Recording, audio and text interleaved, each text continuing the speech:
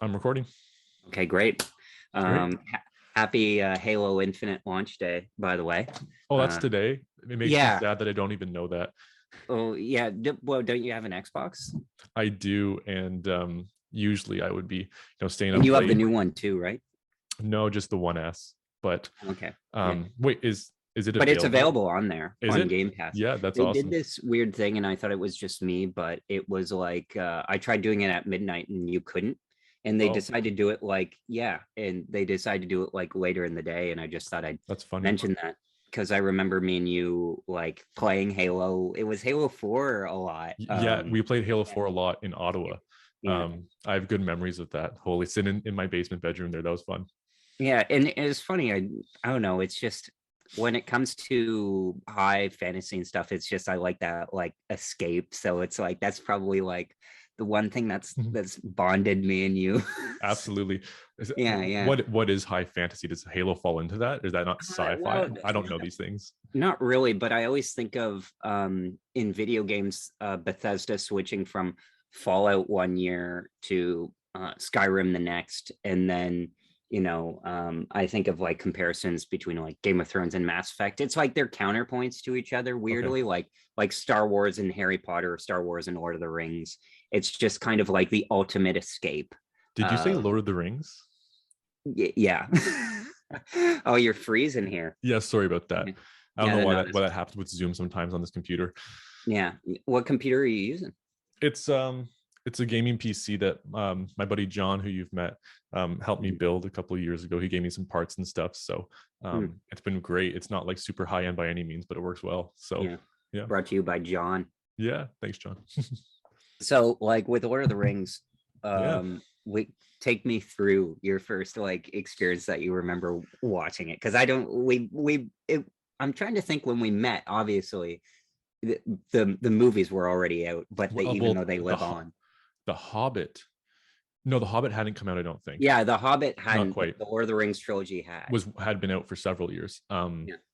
So when I was growing up, I don't think I really appreciated the Lord of the Rings. Like I remember my dad had, if you can picture it, um, this like drawing of like Gandalf and the two hobbits, and then in the four corners it had like Gimli, Legolas, I think Gollum, and So your dad was a big fan. yeah, my dad's a huge Lord of the Rings fan, Mhm. and so just like there was like art like that, the books were always around the house and stuff. And I remember when the Fellowship came out um, to theaters, it was like really exciting for my dad and stuff. And I was in, I think it was grade 3, and I didn't have any appreciation of it. It wasn't even on my radar. But I remember my dad went. I think he took my sister or something, and they went and watched. And my dad was just like, "Yeah, you're too young. There's some, might be some upsetting Really? scenes or whatever." In Yeah. the scene in particular, I remember he ended up taking me like a couple weeks later. He wanted to go back. We were in Toronto, and we went to Colossus. Have you been to Colossus? No, no, I haven't. It's I'm like the not sure if it's theater even though, called right? that, but it looks Yeah. like a spaceship or whatever. It's maybe it's in Woodbridge or Oh, Vaughan, is but that? I remember no, because it's in Toronto, right? yeah. Well, I think it's Okay. actually in Vaughan. I could be wrong. I Because there forget was one, exactly. there's like one in Ottawa that's like Cineplex Cinemas in Carling, and it's just a Oh, big circle. that sounds familiar actually. Yeah, yeah, yeah. But yeah, so we went to, it was called Colossus at least then, and went in and watched it, and I was just like blown away by just everything. I don't remember exact details, but I do remember, if you can picture the scene where the Uruk-hai are first shown when Saruman's like um, pulling them Oh out yeah, of like the, what do you ripping call the it? trees down. Well, yeah, right. It's that part. He's like pulling them out of the goo or something, Yeah. and he like gets up and like strangles someone. Oh Another yeah, like yeah. lesser orc. That Is part I that the remember. most violent part you would associate with it? Probably in the Fellowship. I Because don't really mine picture. is the thing that got me because I find there's something like cartoonish about but also grisly about like Peter Jackson's violence. Like Hmm. it like that makes it like the perfect fit. But like for me, the most violent part is when the at the prancing pony, um, when Oh, the keeper opens the door and they knock the horses like knock yeah. it down and crush him. Like That's to me, that's the most violent part because yeah. That the could be upsetting. Balrog is almost like it's like too much or something like that. Yeah, I don't even think of that as violence. It's kind of like Yeah.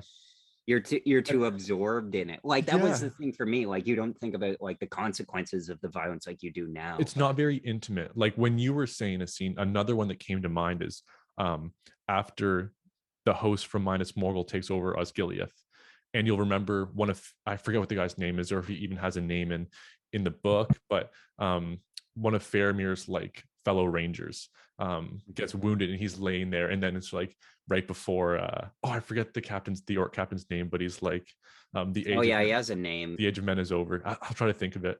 But then He's the he like Harvey stabs him down. Weinstein orc, isn't he? Yeah, I saw that on the what's the podcast called? They had talked about it.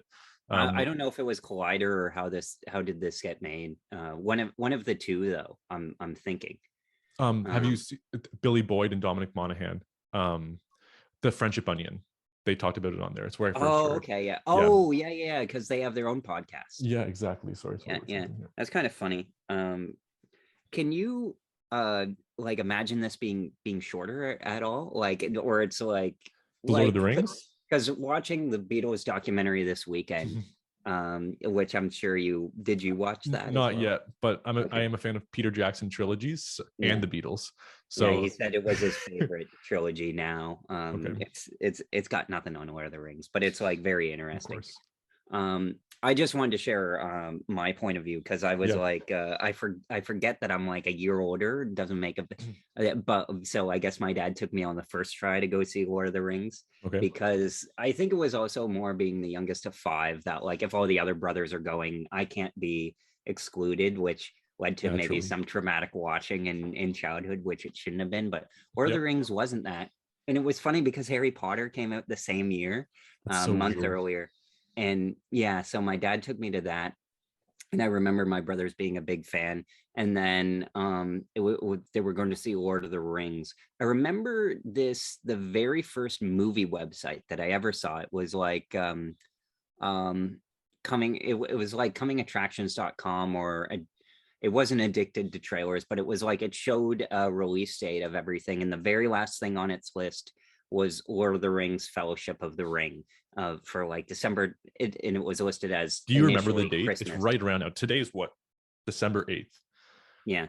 And Yeah. The first one would have been, I think, the 13th or the 14th because they were Wednesday movies. okay. Oh, But that's neat. like, yeah. But like, I always think of that along with King Kong and the Hobbit movies as just being like Christmas movies, like Yeah, movies you exactly. see. Yeah, Always remind yeah. me of Christmas. Like Lord of the Rings always remind me of Christmas. Mhm. I did for the first and still only time ever. I watched them all on on New Year's Day, like 3 years ago. So they've Mhm. always reminded me of just like the holidays and stuff. Yeah. For me, it's kind of graduated because and I talked about this, I watched it again most recently with my sister, and my sister didn't go to us with the theater. Um, and she said, well, I just remember it's like I've seen them all before. And it was like 10 years ago, me and her watched them over the summer. And it's funny because this year we did it. And, my sister's not a big fantasy person, but she loved, Game of Thrones. And she watched them with me, and we watched the extended editions on DVD, actually. And we only, because they're the DVDs, I'm not sure if the Blu-rays are this, maybe you can clear this up, but they're divided into two discs of part one and part two. The Is that the Blu-rays same are on too. Blu-ray as well? Yeah, they are. Yeah. 4K as well. I believe 4K is. You I'm trying think to, no, they'd be I'm able trying to? to think actually. I got the 4Ks for Christmas like a couple of years ago. I think they're also 2 discs, but don't hold me to that. Yeah. So yeah, I saw them in theaters, and I'm like, okay, I'm going to see this thing. It was kind of like I almost didn't have a choice. Like I was happy to go see it, but it's like, oh, going to see this thing that's like a big deal. And of course, like when the first part ended, I'm like, okay, everybody's like okay with this, then okay, that it just ends. Because I would, man, how old would I have been? I would have been 8, actually, Wow. 8, 9, and 10. Yes. And so I was 8 years old watching, and it's so funny how like the points that I remember from that first viewing are still like my favorite Okay. part is when Gandalf falls, and Okay. You remember that, and eh? yeah, and then the musical cue, I forget what even that one's called, but And then there's it's my favorite. the high Yeah, choir, yeah. yeah, it's the emotional climax of the first movie, and kind of, I don't think that it really hits that point again, like in the whole series, which I think is why a lot of people like the first one, because they like seeing the fellowship together and all the characters and stuff It doesn't hit what point? Like that like emotional that. strength? Yeah, do you think it does? Like, is there a Oh, point for you that, definitely. yeah, Even yeah, that part's amazing when they run out of the last bit of Moria there and they're all yeah, upset and Aragorn makes them keep going to Lorien. Um, hmm, but even at the end of the Fellowship, when Frodo is standing on the shores of the Great River and he's like, he knows he has to go out on his own, but he's like, he's thinking about it still a little bit. And then yeah, like the voice of Gandalf comes to him, um, all we have to decide is what to do with the time that is given us.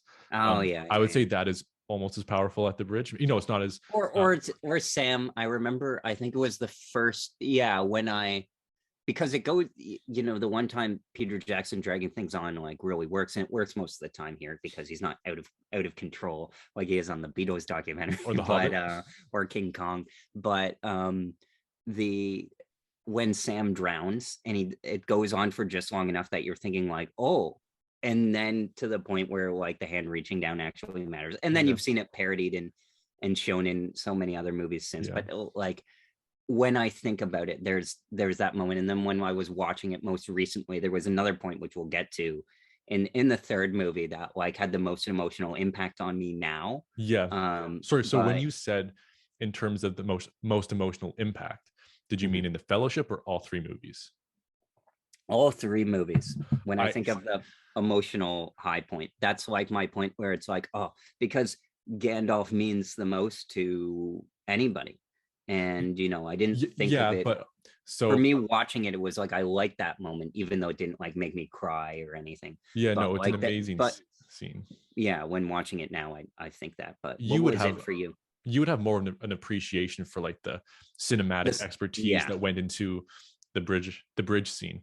Mhm. Um, but for me, like when Gandalf shows up at the Battle of Helm's Deep, with Éomer, that's not exactly canon. Um, Mhm. Oh and wait, when's that? in the Two Towers, Okay. that dawn on the whatever day looked to the Oh yeah, look to west the or east. the east. Oh my gosh, I should know this. Yeah. Um, Well, I remember it because of the movie line, not because I've read the books. I tried yeah, reading. I got through Concerning Hobbits, and I think one day I'll finish the book series, or even read The Hobbit. you have to.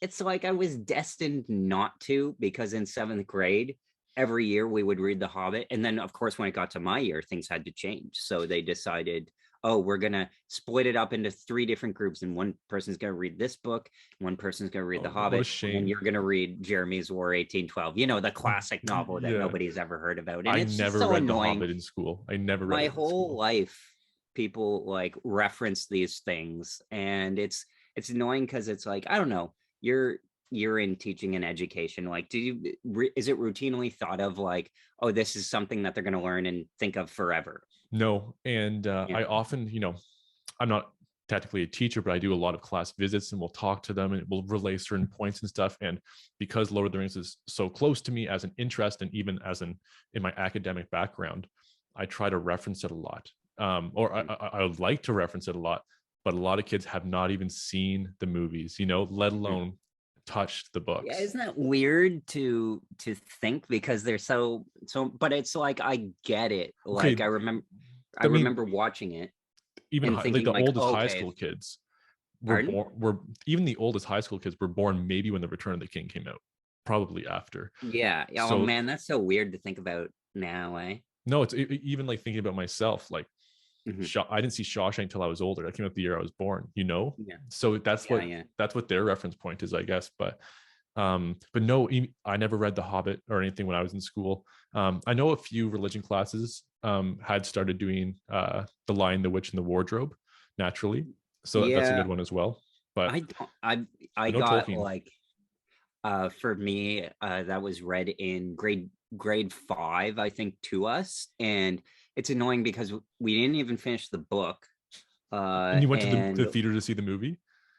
No, and we didn't Oh, go to the theater to see the movie. I don't even think my school, because it would have been it would have been elementary school, even understood like nobody made the Catholic parallels. It's weird to me that it's like nobody until my sixth grade teacher, who was hugely influential on me, getting into movies, was even into movies or like aware that it was existed. It's like if a movie's a big enough blockbuster, yes, then everybody knows. But it wasn't until like high school, and I weirdly think that as we've gotten older, our culture has even been more receptive to movies. Not even in like a one way, but like okay.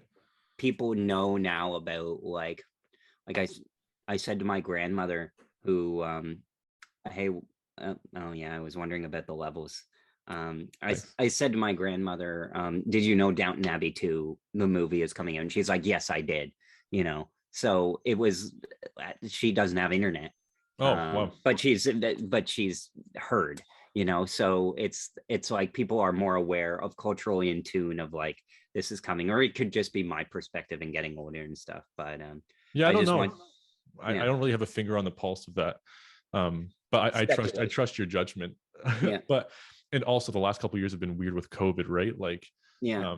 I guess the movie experience has been completely different in some ways. So Do you find that they hold up, like, you know, like, because I thought about this watching it over the summer, and it's kind of funny with the Two Towers. I like, it's the least liked movie in my opinion. It was it's my number least one favorite. shut over for award season because they knew the third one was coming out. It still got a few Oscar nominations. The first one got 13 and was like a big deal. And they all did equally well. Like they actually grew considerably in grosses. The first one made like 312, second one made 339 million. And then the third one made 372. So it was like a steady gross progression. But I remember of Two Towers, my memory is the Helm's Deep battle right before where Gimli could have picked a better spot. You know, like Oh just yeah, Gimli was need a just like the box. kids love Gimli. I loved Gimli. Yeah, I was always a Legolas fan. I was Legolas 2 years in a row for Halloween.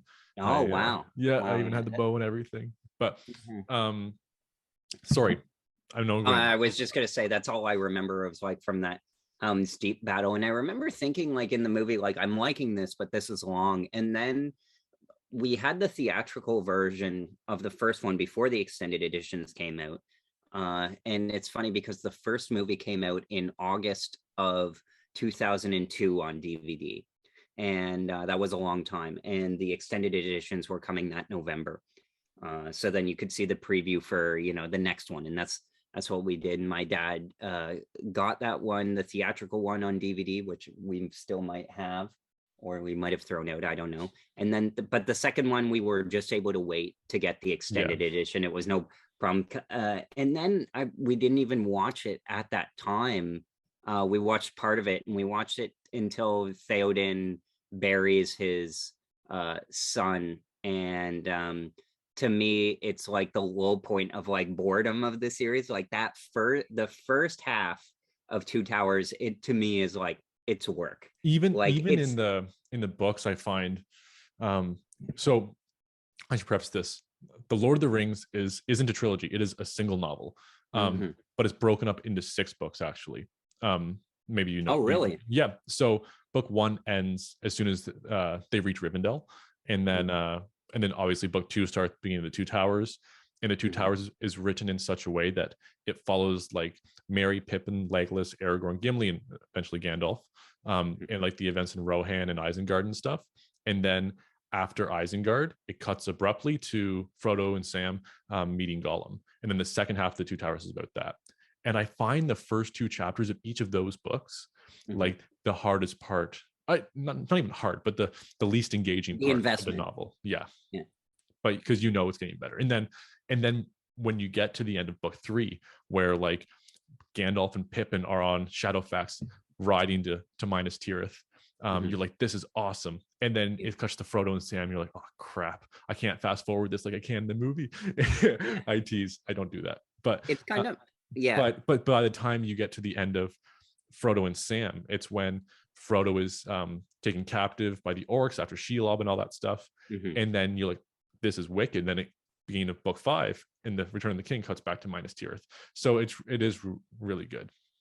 Yeah, the because like for the when we watched it over the summer, we almost lost my sister. She was visiting for the week, and then she's like, okay, this is slow, I'm gonna go to bed. And it just so happened that that was the end of Disc One anyway, so it's like, oh, I won't watch it, like I won't watch it. And then we're like, oh, we're watching it tonight. Oh, okay, I guess. And we watch all of it, so it's like it's definitely an investment. And I feel that that's like on all modern TV shows is something that shows have trouble with. They either do it too much and take it for granted. Like I feel the Wheel of Time, both, which is so heavily inspired by Lord of the Rings, by Amazon's new series based on those 14 books, is so heavily like they go essentially to the mines of Moria. They do have a fellowship. She is a wizard, and it's just like it's pretty much them prepping for their Lord of the Rings TV series. Interesting. But yeah, so and then for the Return of the King, I remember being so elated when I saw it in theaters of like, oh, it's this big thing is done. And when you wait years between, I think that's a social experience that can't really ever be replicated the way that they did it. I remember Ebert and Roper giving it 2 thumbs down until the third one came up, and then they were like, oh, now I see what they're doing.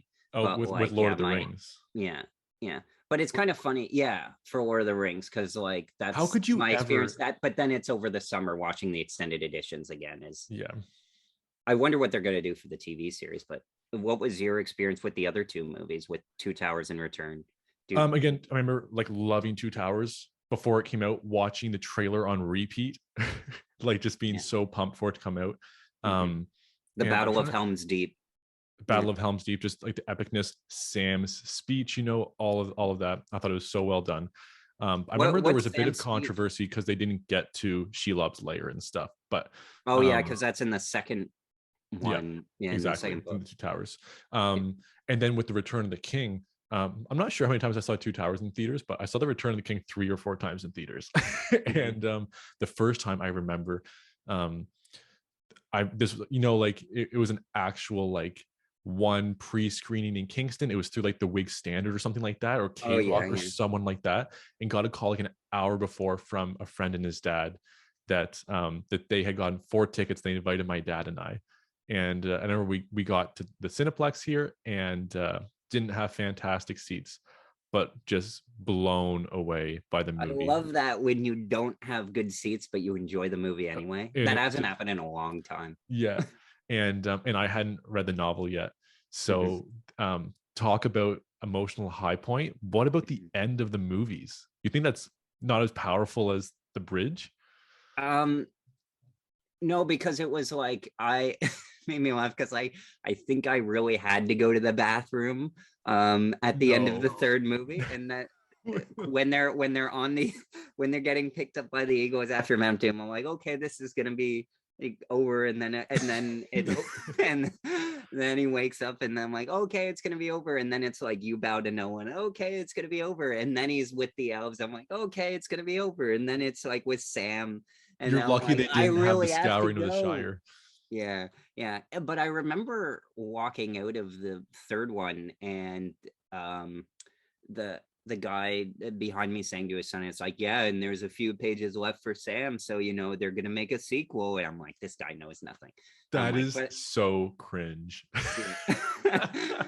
Yeah, yeah, yeah. Whatever, you're But saying it's that to kind of his son. funny That's because nice, I there are guess. people who don't know, it's like kind of, I saw last night or 2 nights ago, it was Jennifer Lawrence was on um Stephen Colbert, and Ooh, she's like, oh, she's like, I can't even tell those movies apart. And then like he like was takes he off his rattled? glasses like that, and then she's like, I remember something about elephants. He's like, yeah, no, that's right. And All he's the like trying fonts, to keep actually. it together. His Yeah, world is shattered. that's But I so think it's, funny. yeah. And he was in The Hobbit, right? I think it was like a. Yeah, he was in The Hobbit too, Desolation of Smog, I think. Hmm. I as one of the people from Lake Town. Oh, neat. Okay, Yeah, yeah, that's yeah. funny. Yeah. And he went in when he went to visit Peter Jackson. Peter Jackson showed him the Beatles footage, and and stuff like that. Wow. And when they interviewed him again recently for the Beatles documentary, he asked because the Beatles were in position to have the rights to Lord of the Rings to make it in the 60s. And Tolkien did not want that, or the Yeah, Tolkien estate. Someone did not want that to happen. good choice. But it's kind of funny because there was something I read this AEW type podcast that my brother watches. I'll send it the link to you or something. But they do an episode on and the Quiet Guy does it because there's a trio of people. The Quiet Guy does it. An episode where he leads the podcast and they talk about an unexpected journey, and they talk about how the rights transitioned from The Hobbit. Of like one guy had it and then another guy had it, and he was gonna, and first guy let it lapse. The second guy made like a stick figurine that was like 13 minutes long and did the bare minimum necessary to keep the rights. And they're like, respect the hustle, and he like got it done. That's It was so like a funny. last minute project, and it's like it just had to be shown in a theater, and it's like you can watch it online. It's not very good. It's like a hasty Yeah. like put You say together project. hasty? Yeah, Okay, but the guy, trademark. yeah, he was allowed to keep the rights for I forget how long, and then it transferred. But they asked Peter Jackson who would be who, and he said, well, Paul is obviously Frodo, and then he said John is Gollum. Um, yeah. Yeah, which I totally, I mean, as somebody who's not the biggest fan of John, uh it makes sense. You And then he's sympathize like, with that view. and then he's like, he says George the Mystic is Gandalf. And then he said Ringo is Sam. I think he said. Yeah, yeah. Interesting. So That's it funny. because if you watch this documentary, and you can tell that they're just disinterested in playing together now as a band. Yoko is still annoying, although I went into that with an open mind. It's just she doesn't need to be there, but you get the sense that John wanted her to be there, and he Interesting. just wasn't interested in playing anymore. But like, yeah, it's I'll have to watch it. Ringo is like he's up for anything, and he's like supportive of down to play whenever, Yeah. kind of like when me and you hang out. Oh, Yeah.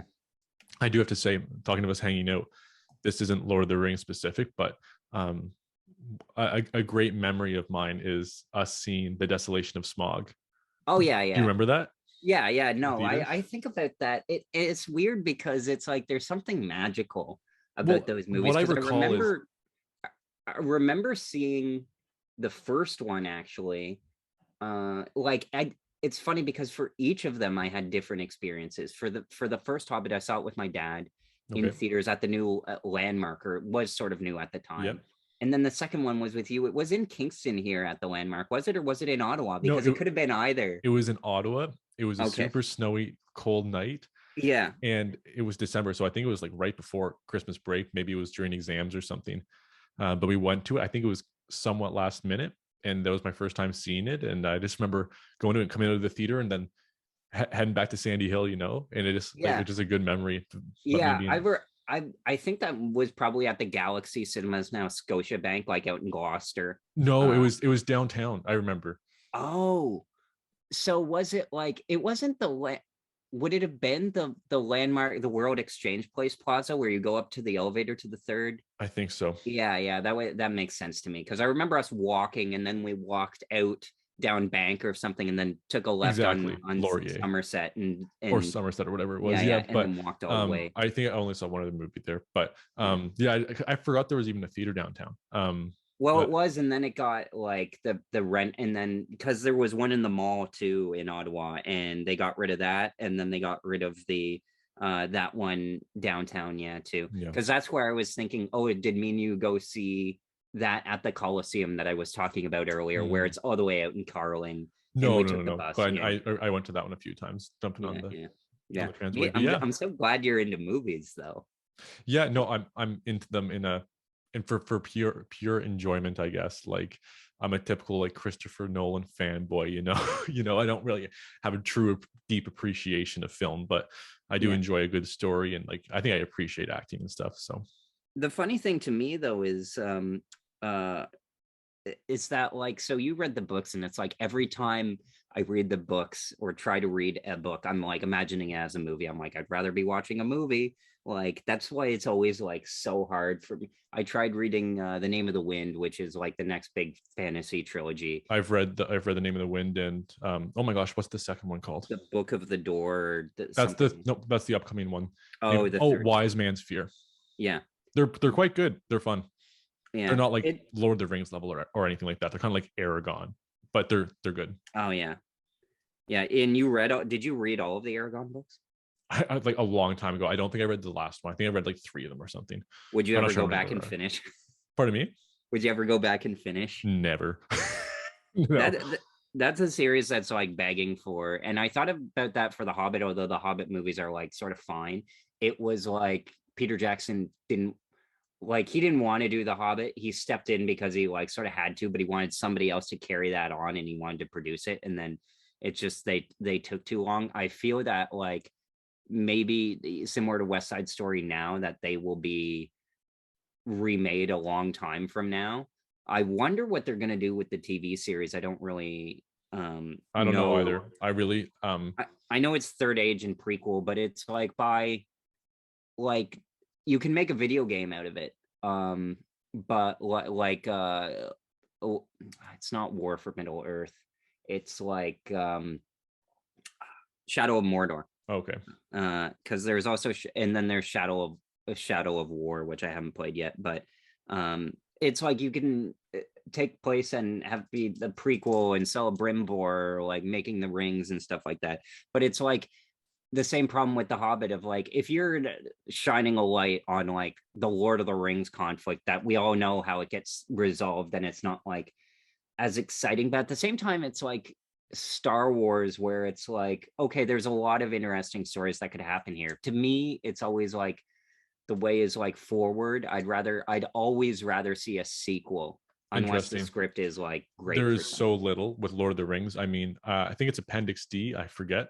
Yeah. But Return of the King, a good chunk of the actual book is the appendices, and one of the appendices, again, maybe it's D, maybe it's C, I forget, um, is actually like a timeline basically of all the ages, starting from like Iluvatar, moving on through like the events of the Silmarillion and stuff, and then so it goes year by year or even like several years at a time, and then all of a sudden you get to Lord of the Rings, and it gives you a day by day breakdown of the events of Lord of the Rings, and then it Wow. moves beyond it. Oh, I Um, meant to ask this on Reddit. What's the time, like the Middle Earth conflict? How many years does it take to complete from the moment Frodo gets the ring to the moment it gets thrown in Mount Doom? yeah, that's a good It, question. I know. So in the movie, when Gandalf's like, keep it secret, keep it safe, they make it seem like he comes back like 3 weeks later or something.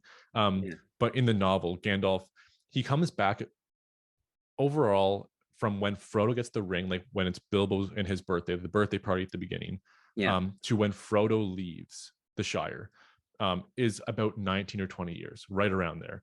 Wow. Yeah, and Frodo's about 50 years old, I think. Frodo And is 50. Oh, right. They're yeah, hobbits, though, and right? and, But and Gandalf comes back several times, mhm, um, in that 20-year period to check in on Frodo and stuff and all the usual. But a lot of it, he's in Minas Tirith doing like research on the history of mhm, the ring and yeah. Isildur's Bane and stuff. Because But that's eventually Gandalf doesn't come back for a long time, mhm, and then he does come back, and then Frodo leaves. So I should know, it's like in autumn, in the fall, that they leave Hobbiton. mhm, But I know it's December 25th, Christmas Day, that they leave Rivendell. The Fellowship departs, and then it's March 25th that the ring is cast into Mount Doom. mhm. Um, and then it's kind of the start of the New Age and stuff at that point. Um, So, so it's only like a couple of months. it's what's that, 3 months or whatever from when they leave Rivendell to when the ring's destroyed. Um, Wow. but That makes it like really epic though. Like yeah, rather but than, because it's super epic that like I was thinking in one way like, oh wow, because the with the editing in the movie is like well edited. Probably one of my favorite edited movies is Fellowship of the Ring. So much so that I'd even say you like when I watched it most recently, the 20 minutes that are added to Fellowship are kind of unnecessary. Like the few things that are added, like this is I where couldn't even tell you what's added. I haven't yeah. watched the theatrical versions in over a decade. Yeah, like I watched the extended versions and stuff, but yeah, so I know that there's 20 minutes added to Fellowship, and then 40 no 20 minutes added to Fellowship, 30 minutes added to Two Towers, and then 40 minutes added to Return of the King. Okay. I've flipped and flopped a lot. My first opinion was that the extended editions are what they are. They're extended. They're not like necessary.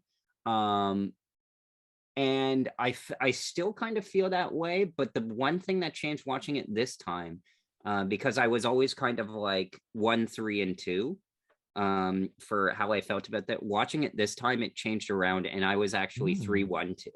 Yeah, I remember you liking Fellowship the most, and I love Fellowship. I just like the plot. Like, they're at its heart, movies like about destiny, and that like aligns with spirituality of Tolkien and stuff. So I like the plot of the Fellowship the most. It has the most defined characters, even though it's like it's a plot focused story because it's so epic. It's kind of hard to marry those two because it doesn't like it doesn't feel like, again, because it's destiny, like Frodo even has a decision. It feels like Sam has a decision. Well, to this is go actually with him. much more pronounced in the novel, where, and maybe this is in the movie too, I'm not sure, but when the second chapter is called Shadow of the Past, and you get a good history of the ring and stuff, and how it came to Frodo, and Frodo's like, basically the I wish it had never come to me kind of thing. And then but Gandalf says, like, maybe you were meant to find it, and that's an encouraging thought. So like, but they do convince that Frodo is like a regular guy. Well, that's kind of one of the whole points, right? And this is something I've really found interesting that people have written about a lot, actually, is that, again, I don't even want to try to quote what it is, but I believe it's Elrond, when it's like, there's always a contrast in Lord of the Rings between like the powerful and the wise, like Gandalf and Elrond and Galadriel and stuff. And it's like, this is the time for the little people to shake the towers, kind of thing, to do these magnificent things. And that is the whole thing. There is this inversion of values and of strength. And look at Boromir, right? Powerful warrior, he's not even in possession of the ring, but he's completely corrupted by it. Whereas Frodo and hobbits have this unique resilience to it, right? And you see this time and again that it's why is that, you think? Just because they don't understand the scale of its power, they just know it's important? I wouldn't attribute it to ignorance so much as correct values or priorities. Like for warriors like Boromir, maybe Boromir is better contrasted to Faramir, especially in the novel.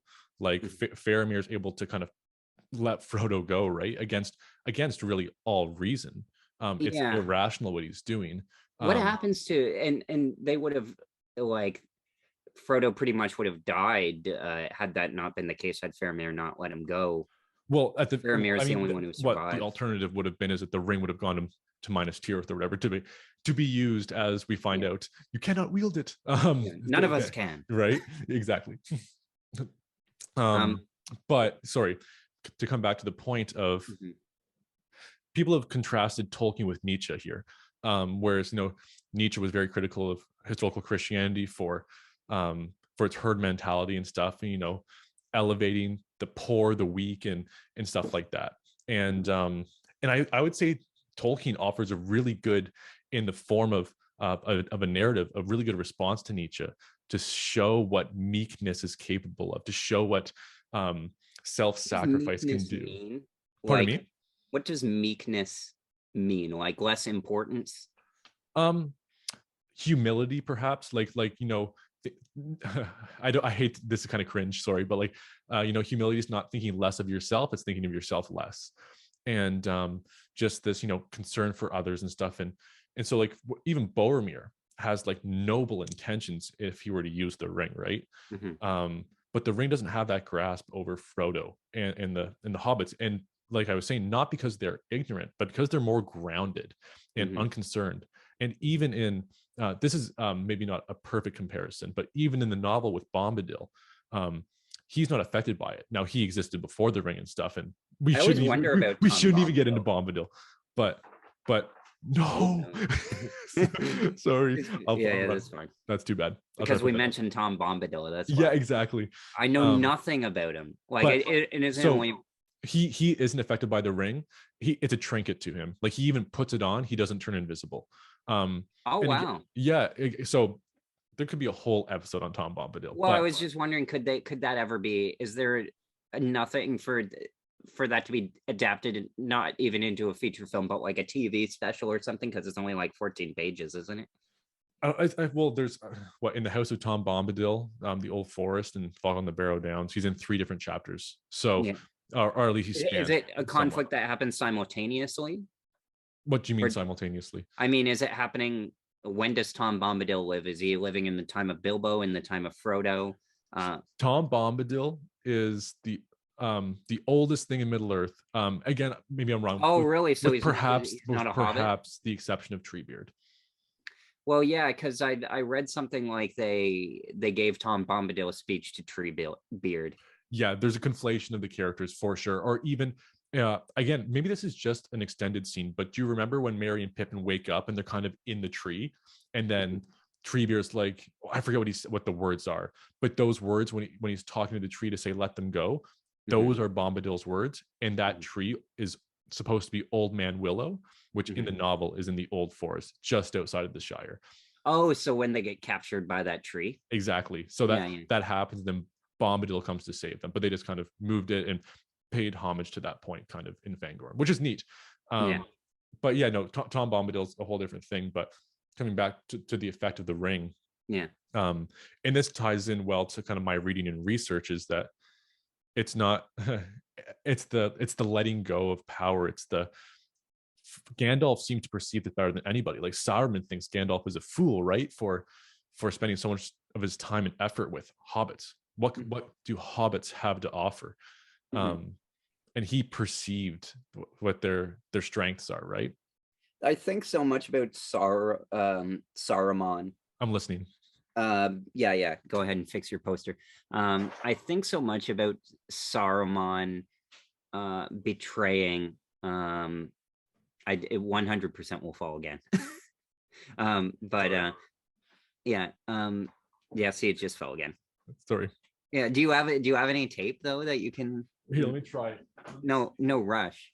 Um, but I think so much about Saruman's negative attitude about thinking like, oh well, we're gonna lose anyway. Might as well like make things double harder for us in terms of like Double a harder. defeatist attitude. Like if they had Saruman, like they still like I don't know, would be like more of an even fight, wouldn't it?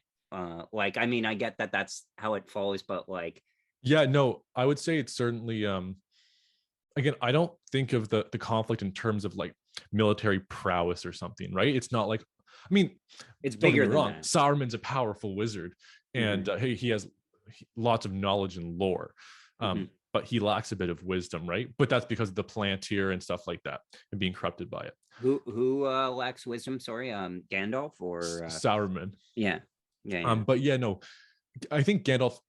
Says this in the book. Like it is like it's bitter that Saruman has done this to us, because he kind of draws a lot of energy and attention away from uh in the Two Towers, right? Like they should be focused on Mordor, but they have, even if Saruman was neutral, that's the main thing. It's not so much that Saruman would be able to give them strength, as how I see it anyhow. It's more that like he is wasting their time and resources Mm-hmm.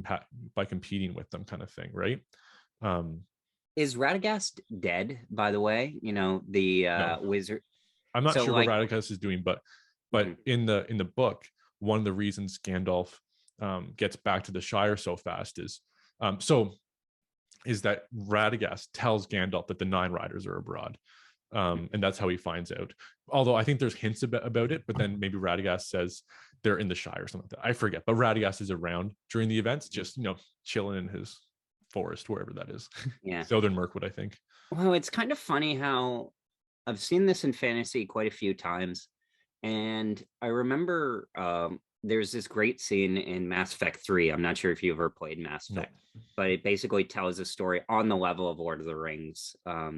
And like, and I kind of find Game of Thrones kind of actually like a step down from that, not just because of the ending or something, but the it does feel at the same time the Middle Earth conflict. What's it called? The War for the Ring, The War or of the the Battle Ring. for Middle Earth, or I forget what Well, it's. I would say like it's the War of the Ring. Yeah. I Yeah, forget what it's called in the Silmarillion. There is yeah, a name for it. Let me yeah, grab my book actually. One second. yeah. Um, so, but they do a good job of saying like this is a global conflict, yet at the same time, people can tune out and have their own things going on in the world.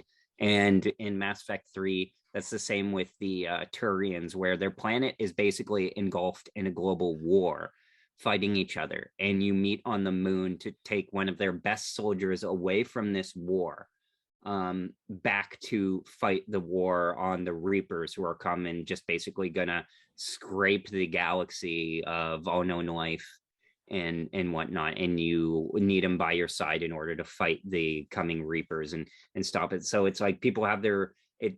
They do kind of a good job without doing too much, where they say like with the War for the Ring that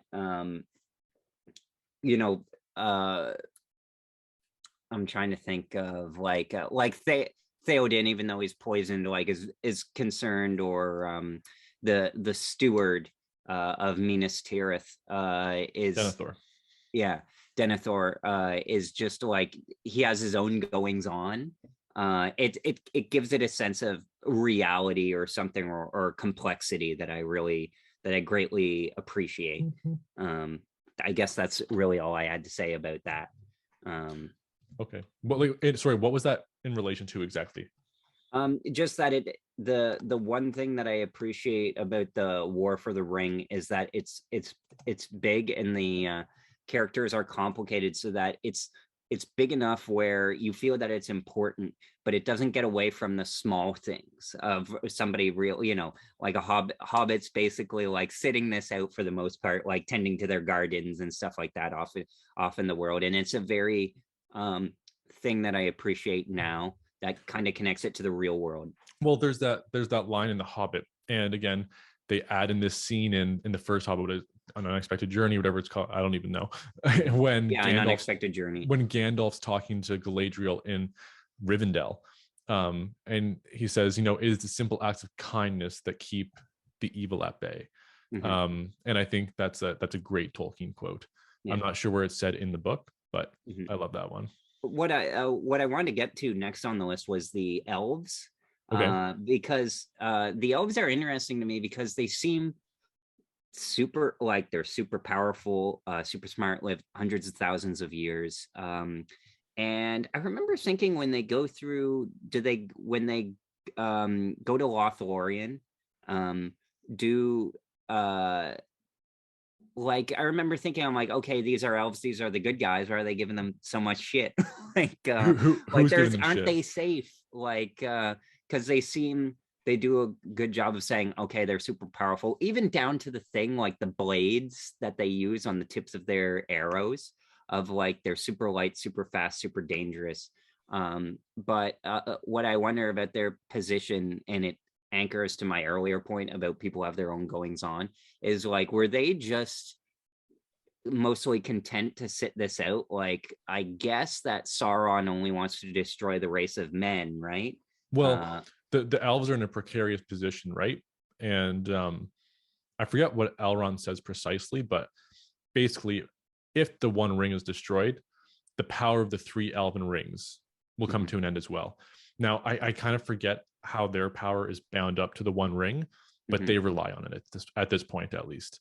Yeah, Um, I wondered about those. Did Celebrimbor like make all of those, or did he just make the One Ring? Because I wonder about like the. Celebrimbor only made the elven rings. Well, I think he may have made others, but he made the elven rings Mhm, in a region, I think it's called, along the mhm, south western side of mhm, it's called Holland. Sorry, mhm. like basically Isn't that where, weird? isn't that funny? Yeah, Yeah. near the gates of Moria end up being, or at the same time. Mhm, And then so Sauron kind of goes into disguise as an elf mhm, and learns the craft of creating rings from Celebrimbor. mhm, Now it's explicitly stated that Sauron never even laid a hand on any of the three Elven rings. Mhm. But eventually, after learning the trade, goes off to Mordor and Mount Doom and Mhm. creates the One Ring himself. And I And think somehow after the fact binds the, well, it had to be after the fact because the three Elven rings first existed, but Mhm. binds their power somehow to the One Ring. Mhm. And so that's why with the elves in this conflict, it's like, okay, like, yes, if you destroy it, we will basically have to go into the west. Mhm.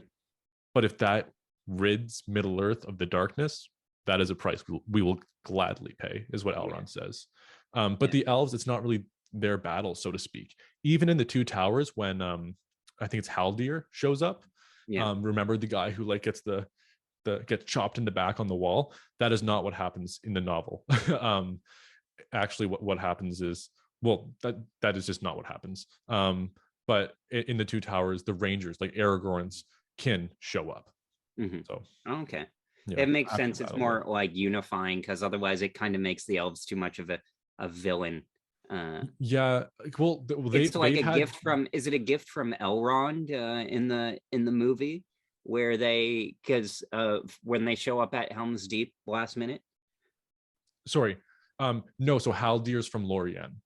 Okay. Um, Mhm. remember he's like, oh, you breathe so loud I could have shot you in the dark, when he says that to Yeah, yeah, Gimli. It's that guy. yeah. So yeah, there's that connection there, and I get it for the movie and stuff. I don't even complain Mhm. about that, you know. Yeah. But that's not what happens. Yeah, the elves are much more, they're quite passive. But also, this isn't mentioned in the movies, but even like where um in Lorien, they had to defend their borders as all this shit was going on with like the Fellowship and stuff like that. There was just Mhm. more activity with goblins and orcs. And then even Gimli and Legolas say, they're probably fighting battles in our homeland, up near like the Lonely Mountain and stuff. There's Yeah. probably stuff going on up there as well. So they're not completely uninvolved, Do but you? this isn't their battle essentially. And it's Yeah. ultimately as well not, I mean, there are big battles, but it's not by Could you means of ascribe warfare. them to like a country or something like that? Could I what? Sorry, to a country? Like, are they like Canadians or something like that? If you could compare, Um, I guess not, because no, Canadians distant no, landed. no, no. I think that would be detrimental to Yeah, make a to the spirit comparison. of the novel. Yeah, Yeah. yeah. Um, I think The that, well, they've been around for so long. Yeah, This is what, remember when you were talking about the scope of the issues of the War of the Ring? yeah, Um, the War of the Ring is just one chapter. Like in yeah. the Silmarillion, there's lots of events that happened where there were far bigger battles and far grander issues, if you will. Is You know there what I no mean? what's the plot? Is there even a plot to Silmarillion? The Silmarillion is actually has like a few It's different just a history of the Middle Earth. key parts. Mhm. Um, so the trajectory is, the first part's kind of about creation and stuff, like what you might call prehistory, who Mhm. Iluvatar is, or Eru. He's basically capital G God, and then there's the Valar, and then there's the Maiar, which is what Mhm. Gandalf and Saruman are. So they're kind of like eternal beings as well. Um, Have you and read it all? sorry, Have you read it all? yeah, Yeah. Well, I've read the Silmarillion through twice, but it is like, that's an effort for sure. yeah. But yeah, then it talks about like the Silmarils and like what they are exactly. I won't even get into it because I will not do it justice anyhow. But there's a sequence of events. It's not like there's a narrative of some sort. There may be an overarching one. I'm sure someone could um, do a better job describing than I could. But then even the last part of the Silmarillion is Mhm. about the rings of power and their demise. Um, so it's kind of a history of Middle Earth, like much, you know, lower resolution for the most part. It's like one paragraph is this, then it's like, oh, like 500 years later this happened. Mhm. Do you know what I mean? So Yeah, but yeah, like yeah. Baron and It's Luthien, so like the Baron and Luthien, the fall of Gondolin and stuff like that are present in the Silmarillion. And Mhm. then those books that have been coming out over the last decade or so are Mhm. those same stories but in greater detail. I see. Yeah, What's the biggest like battle that happens in, the history of the Middle Earth? I don't know. Yeah.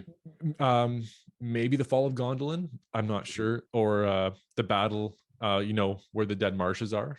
Um, Mhm. I'm not sure, but Morgoth was more Mhm. powerful than Sauron, right? So, um, Oh, which one's Morgoth? so um, Which sorry, one? little history lesson. If this Yeah. is not what you're looking for, I apologize. Mhm. As I mentioned, if we think about it as like a a hierarchy here. You Mhm. have Iluvatar, who is like capital G God. He creates what are called the Valar. Mhm. And the Valar are like Greek or Roman gods, essentially, right? Like they're physical, they're within creation and stuff, but they exert Mhm. power over it. And then Mhm. they have a lower set of beings um who are also like angelic beings, you might say. Mhm. And those are the Maiar. And they're kind of the servants of the Valar and help them in their tasks. And the Valar have like certain ones assigned to them. So for example, Gandalf and Saruman, the Istari, the wizards, before they come to Middle Earth, I'm not sure if they're incorporeal, sorry, like if they're like bodiless beings, Yeah. but they're spirits and entities at the very least. Mhm. And I think so. Gandalf was called I forget, Olorin maybe, and Mhm. then Saruman has a name as well. So they are Maiar, and Mhm. another Maiar is Sauron, and he is the Maiar servant of a Valar named Melkor. And at the beginning of creation is basically a song. Like Iluvatar creates like this symphony of voices and stuff like that, but That's a way of Melkor putting it. puts his own, goes off into his own harmony or melody all the time and creates discord. Mhm. And eventually Melkor becomes Morgoth, who is like the first Dark Lord, and he's a Valar, so he's essentially a god who's super powerful, and his Mhm. like right hand man lieutenant is Sauron. Mhm. And then Melkor eventually is like taken care of, and then Sauron rises up in his place. How is he like taken care of? Like, does he lose in battle or something? Or I forget exactly it's what it not is. written in specific detail yet, at least. No. Yeah. I honestly, I can't even recall off the top of my head. That's how little I've actually like looked into that part of it. Yeah. And But but I should mention just about the Silmarillion. Another big part of it is the fall of Numenor, mhm. which we don't have to get into either. But that's another key part of the book. Yeah, what's can you summarize it in like short verse? Yeah. Okay. Numenor is an island off the coast of Middle Earth, and the Undying Lands, the west where the elves are from, um, that is within like view, like in the far distance across the sea. Mhm. And the Numenorians are like who Aragorn descends from, right? And they eventually they they somehow like capture Sauron, put him in prison. But again, Sauron is like an angelic being, like Gandalf or whoever, like Mhm. eternal, lots of wisdom and knowledge, like cunning, right? And Mhm. eventually he gets the ear of the Numenorian king and makes himself indispensable and kind of corrupts society. And like they end up creating like altars to death and like weird things like that in Numenor. Mhm. And eventually Sauron convinces them to sail for the Undying Lands. They're envious of the elves, they don't die and stuff. So then they're, because they could try to get there and they could see it, but they could never reach it. So Mhm. eventually they do sail to the Undying Lands from the island of Numenor, and they don't get there. This is, I think, the one time in all of the history of Middle Earth and etc. Um, that Iluvatar, capital G God, Mhm. actually intervenes into history, and he creates an earthquake of sorts, Mhm. expands the sea. Numenor, the island, is swallowed up. Most of the Numenorians die, but there is, and Sauron has kind of like created this chaos, right?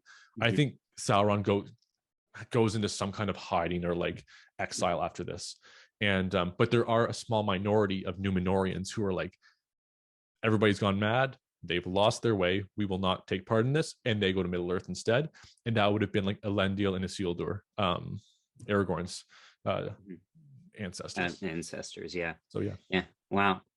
I have no idea how you would have like fit this into your like thesis, or it would have conflicted with whatever. Like, what was your thesis about again? Because I yeah, know it was I on, got it was it here. I on could. Tolkien himself, or was Um, it on, it was so for anybody who's watching, it was what's it in, called there? yeah, Yeah. it was in a Master's of Theology program, Master's of Theological Studies, Mhm.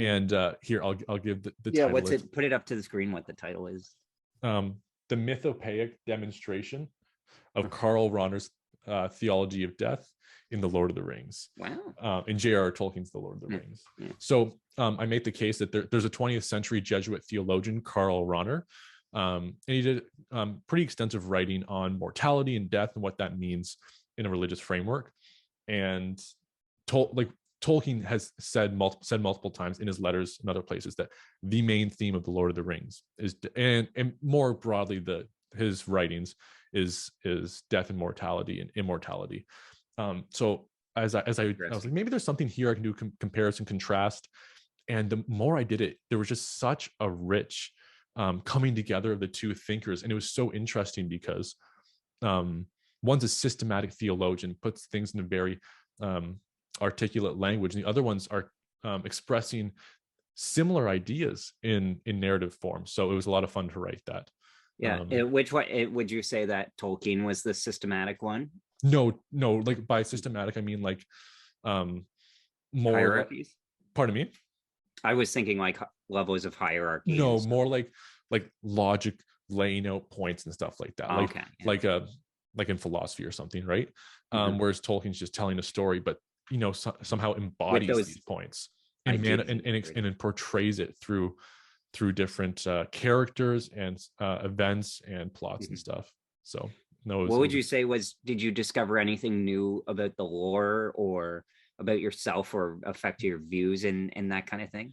Oh, that's interesting. About the lore, I think again, it just reading the Silmarillion, constantly referring to the Silmarillion and other writings of Tolkien, helped me to appreciate the lore. It made me more familiar with it. A lot of it I kind of knew, and I don't have it memorized by any stretch of the imagination, but made me more familiar with it. But something about Tolkien that made me appreciate was I read Tree and Leaf, which is a book, and it has a lot of it's kind of a Tolkien essay on what writing is and what he does as a writer in the act of subcreation, and that's actually where the term mythopoeic comes from. So it's a mythic. So the Lord of the Rings is a mythic story essentially, which means what? No, it's not historical, but it contains real truths about humans, about our world. Oh, sorry, I froze there. I didn't think you'd detect that. Yeah, thank you. But yeah, so it contains real truth about our world. I wish I could pull out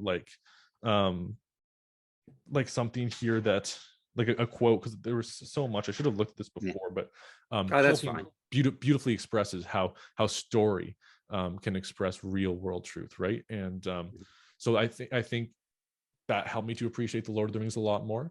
That it was very intentional and stuff, and even how explicitly Tolkien says, like death and immortality is the theme of it, of the narrative. Yeah, not a lot of people die. I always no, think of a lot of people do die. At least in the book, I forget what the stats are, but like a lot of named characters do die. I just think of the Screen Junkies joke. It's like a series where everybody faces constant mortal danger, but only Sean Bean dies. Poor Sean Bean. Yeah. But yeah, so I did a lot of like comparison between different people's approaches to death and stuff like that. And basically, death is seen as the culmination of one's life in the sense of the decisions you make that lead up to that. Yeah, exactly. So even Boromir has a good death, right? So and that's in the trajectory of his entire life. He's corrupted by the ring, and you almost can't fault him for it, right? He's not like a bad person. It could have happened to anyone. Yeah, exactly. And I love before, when Gandalf comes back as Gandalf the White, he doesn't precisely know what happens to Boromir before Aragorn fills him in, but he says, I imagine it was for the best that he's talking about Merry and Pippin coming on the journey, because Elrond at first was like, maybe they don't need to go, like they're young, like what are they actually going to accomplish? And Gandalf advocates for them going, and then he says, if only for Boromir's sake, it is good that Merry and Pippin came, because they gave Boromir. It's so yeah, beautiful. Like when he's teaching them how to fight or something. Not so much that, but the fact that after accosting Frodo and harassing him, he has the opportunity to make amends and redeem himself and have a good death. Defending what would happen if he wasn't there and Pippin were there? Like it's like, because wouldn't they still have been taken? Yeah, it's kind of in vain, right? Like, yeah, but they would have been slain regardless. What was that? Yeah. Sorry. I was gonna say, which is like true to the character, that it's like in vain. Like he was kind of, you can kind of assess it to white privilege, in the sense of men, because no matter what, Boromir was kind of like, when his father says to him, it's like, oh well, we need to get in there and you can use it as a weapon for us, and he kind of like bullies his way, that if it were like completely fair, and if they had, because doesn't Boromir and his family represent the biggest strength of men, because Aragorn doesn't really want to be a part of that anyway, or accept his destiny, as the return of the king, that like Boromir and his family kind of represent the strength of men. So then by nature of being there, if it was all told and fair, like Elrond probably wouldn't have had them on, because they all knew that, or assumed maybe, because it's kind of like interesting, to what extent did they presume that, they would try and take the ring anyways, like, because it's kind of like secret, but it's very well known to us, because we've seen it so many times, that they will try and use it as a weapon. I'm just kind of interested of like, well, what did everybody else in the fellowship kind of think about that? I don't know. About using the ring, or sorry, I kind of lost Oh, it there. it's just that if it's well known the corruptibility of men and Yep. how unfaithful they are, and so the power that men represent as their final strength, being at the meeting in Rivendell, um, to then kind of put themselves in the fellowship. I just kind of wonder, if it were up to Elrond and the elves, or just Gandalf, would they even have allowed them to be on there, or is it like this has to be an effort for all of humanity of Middle Earth Yeah. kind of thing? So like the free peoples of Middle Earth are all represented in the Mm-hmm. fellowship, essentially, Yeah. right? Yeah. And even from different areas of the earth, like, Boromir and Aragorn are both men, but of very different backgrounds and cultures, essentially. Well, Mm-hmm. not if you go back far enough, but Mm-hmm. in terms of their own lived experience. Mm-hmm. But are are you wondering why, like, if Well, I'm just kind of, because it's, well, you're making me think about things like I've never thought about before. It's like the people who, like, I remember watching the movie, and it wasn't something, the death aspect of it wasn't something I really thought about until like rewatching it and stuff like that. Because the people who I was most worried for were Gimli and just the men. Although they establish Aragorn as like cool and stuff. The people who seem most worried, I guess, like Legolas never seems worried, no, and he says that even going through the paths of the dead, like, Gimli doesn't even want to go under, but yeah. Legolas isn't phased at all. That's not like a concern for him, right? But Why do that's you think that also, is? but They're just too mythic in their own beliefs and that's interesting, selfless in that way. because that's kind of well, that I think that illustrates the bigger point of death and mortality, is that it's very present in the Silmarillion. um the men, like I said, Numenor, they wanted to go to the Undying Land so they wouldn't experience death, right? And Sauron Mhm, kind of corrupted them into thinking in that manner. mhm, But the elves called mortality the gift of Iluvatar. It's the gift of men, that they have this finite life, because when the elves die, they go to, I think it's called the Halls of Mandos, or mhm. something like that. So they're still within like physical reality, kind of, but in otherwise they just live forever. Yeah. Although Tolkien does qualify that by saying they're not eternal like a Valar or something. Mhm. They're tied to, sorry, I'll get that. Oh, you froze. Yeah, I don't know why it does this. They're tied to the longevity of creation itself. So Mhm. if, which it's insinuated that it would happen, somehow the physical world came to a completion of some sort, that would Mhm. include the elves, and so they're Yeah. tied to the world in that sense. They're not like uh, a deity or something. However, this causes them a lot of anxiety and stuff, Mhm. and they're always looking to the past and whatnot. So they see death as a gift, and so maybe that's part of the reason Legolas isn't fearful of, say, the paths to the dead or something like that. It certainly makes you admire Sam more, because Sam seems to like be the avatar for the audience. I think for the most part, Gimli, strictly in regards to the movies, I don't know how it is in the book, but it's like comic relief. So it's like, I remember like, oh, when they're on steps, that like, oh, I know that Gimli can't jump that high, but it's like nobody tosses a dwarf, and it's Yeah. like not the beard, like everybody laughing so hard during that Awesome. point. But like, when the cave troll, comes, and you see him, like when he jumps under the troll, I'm like, oh man, like he's gonna, like, they are so like unmatched. So it's like, I don't know, I just like to think of like the scalability of the conflict. It's just kind of, it again, it helps to think of it as kind of like really mythic and spiritual, and destiny. It was like they were all meant to be there. I would But I would yeah. think about the presentation of death more in terms of the relationship to power and autonomy again. Um, Okay. think about even Denethor. Okay. He goes in saying, there's no hope. Hmm. Why would we wait to die on the battlefield when I can just do it now, kind of thing. Yeah. And Gandalf says it is not for you to determine the time, like the heathen kings of old, is what he says. Hmm. Um, and so again, it's just this passivity versus Hmm. Theoden, Hmm. who's another king, Hmm. and he goes into battle in a self-sacrificial way. He's not seeking it out, but he's not avoiding death either, kind of thing. Hmm. um Which he has been, in a way, what, because he's, I guess, shaken from the death of his son, yeah, and so stuff. maybe he's more like emotionally prepared or something. But yeah, so Theoden and Denethor is an interesting contrast there, but even more so, there's others like, um and not even the explicit intentions of characters, but Gollum, the unnatural long life of the ring.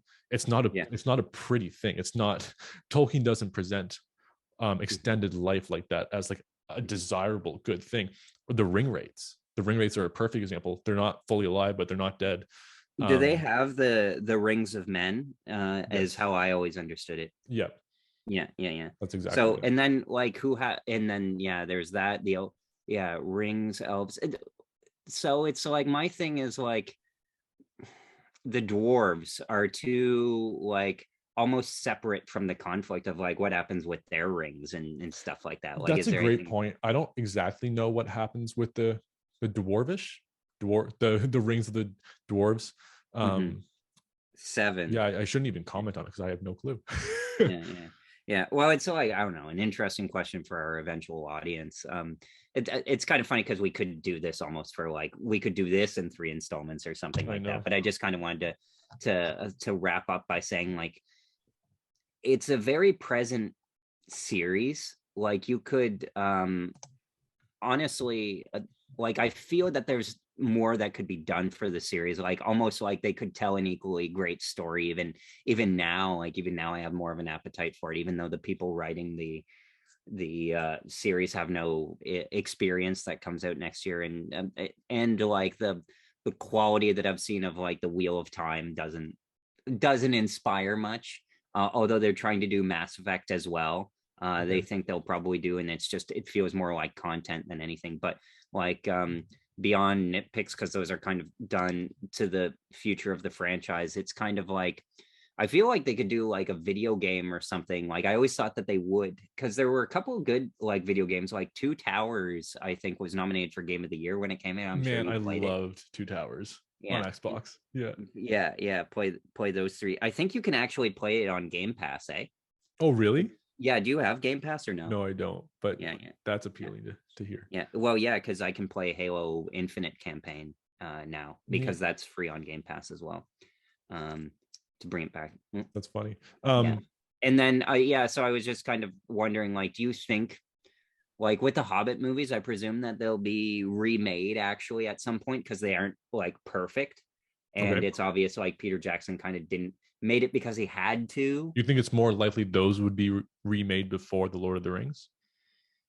Yeah, I think Lord of the Rings will be like West Side Story, where you give it, in the 2060s they'll be remade again, maybe at the 100th anniversary of that, and it will probably be made into a TV series or something, or if this TV series that comes out next year is successful, they're like double dip, and there's some, it's annoying because there's always room for improvement, but I don't like, I want them to tell, like, I just want new stories. So like something like a name in the name of the wind, but like better, like, you know, Game of Thrones kind of, I'm that all so happened in the last 10 years. I'm so satisfied with the movies that we have.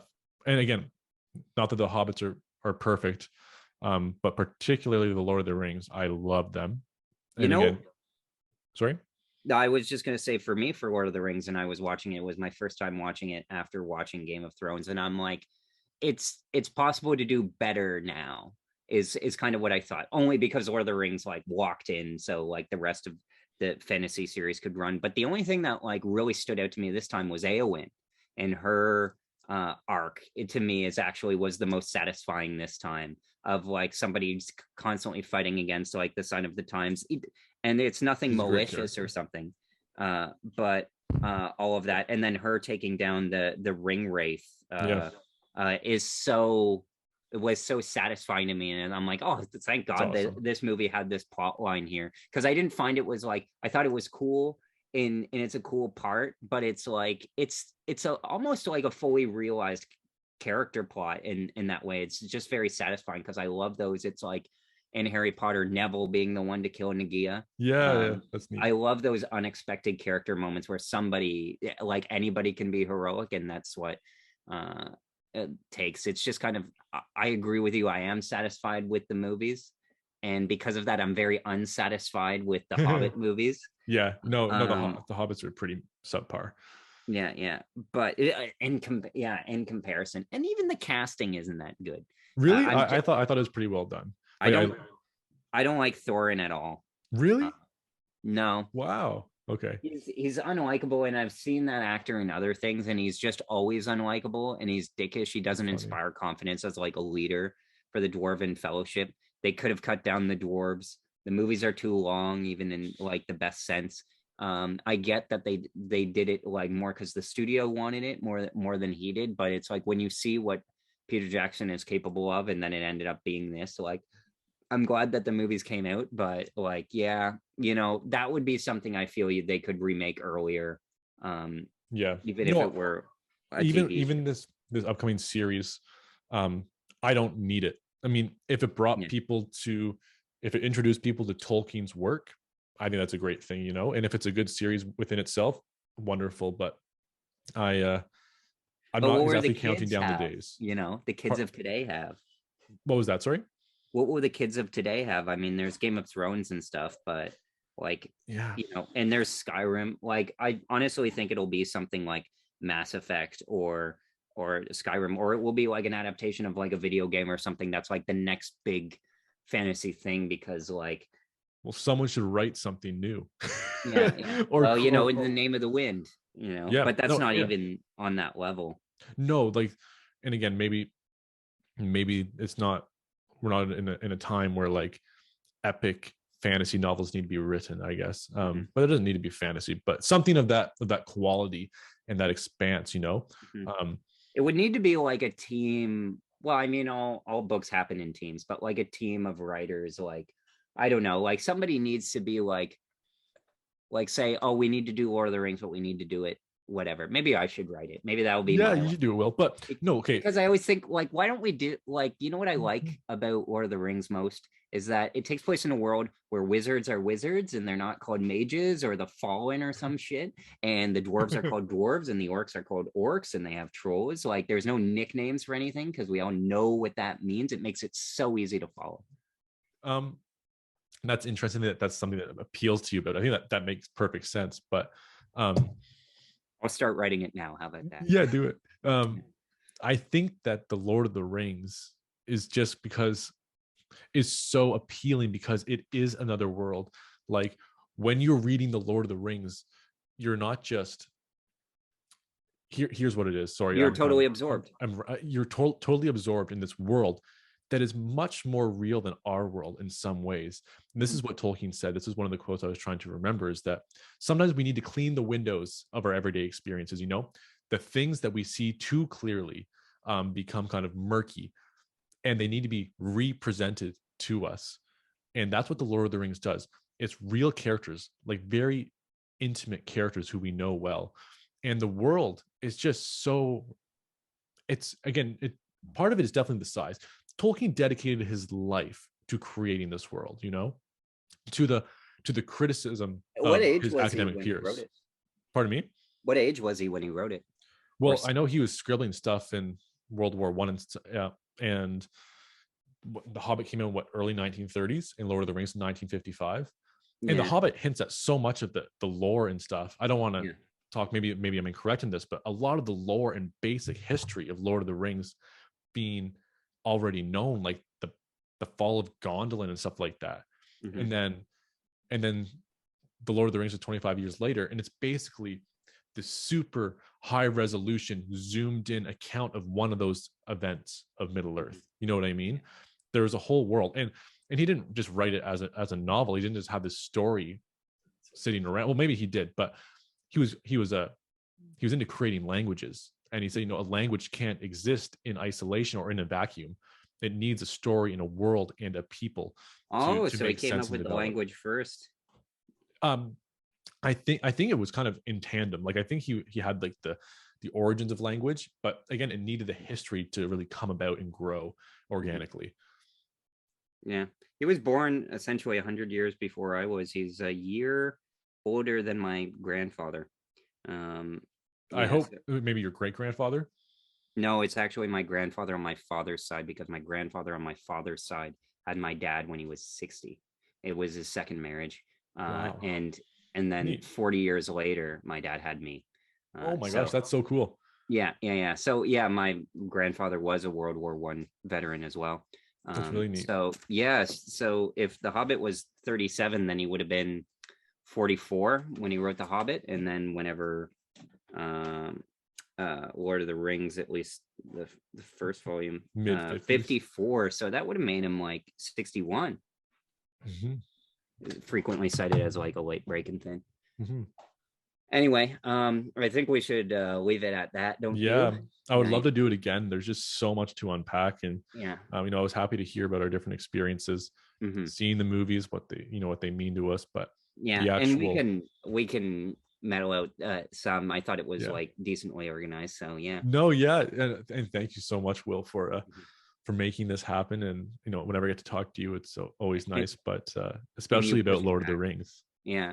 Yeah, I think I'll put this on maybe do some editing. I'm gonna publish this on podcasts and Spotify, and then I'm not sure if I'll just break it up into chunks for the segments that we talk about and put those out as videos, or put out the whole thing. We'll see, but we Yeah, might do this, and then who knows, we might come back like and do a second part or a third part, or have it be an exactly. annual thing. And We'll I see. apologize, I'm not all that prepared. But Yeah, maybe I we can have mean, more it was specific topics a next time. team But thing where we were pushing me, and I'm like, oh, that's today. Oh, I gotta get out of bed. no, no, I know it's tough. Yeah. Everyone's so busy these days. But again, And thank you you have so much, busier Will. schedule than I. Yeah, Mhm. well, that was a lot of fun. Thanks a lot, Yeah. Will. Yeah. See you.